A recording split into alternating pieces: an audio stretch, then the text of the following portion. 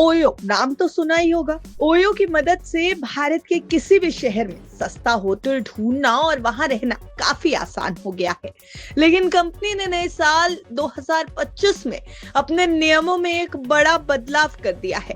Company ने एक बड़ा बदलाव अनाउंस करते हुए कहा है कि अनमैरिड कपल्स या अविवाहित जोड़े अब इनकी एंट्री ओयो में बैन हो जाएगी।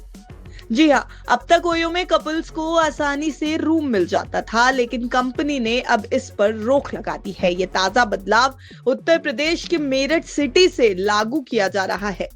बिजनेस टुडे पर छपी पीटीआई की एक रिपोर्ट में कहा गया कि ओयो ने एक बड़ा ऐलान करते हुए अब उससे जुड़े होटल्स में उन कपल्स की एंट्री पर रोक लगाने का फैसला किया है जो अनमैरिड है, यानी अविवाहित है।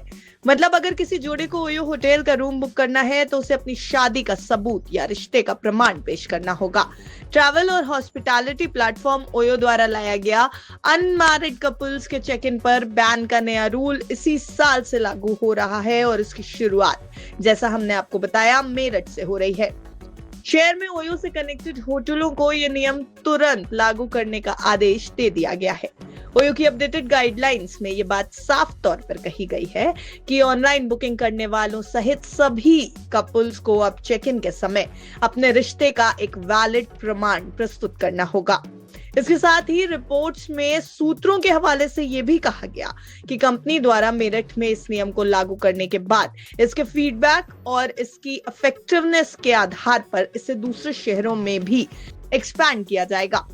अब अगर रिपोर्ट्स की माने तो कुछ स्थानीय लोगों और सिविल सोसाइटी ग्रुप्स की ओर से कंपनी से संपर्क किया गया था। खास तौर पर मेरठ समेत कुछ दूसरे शहरों में उनकी ओर से अविवाहित कपल्स को होटल में रूम ना देने की अपील की गई थी।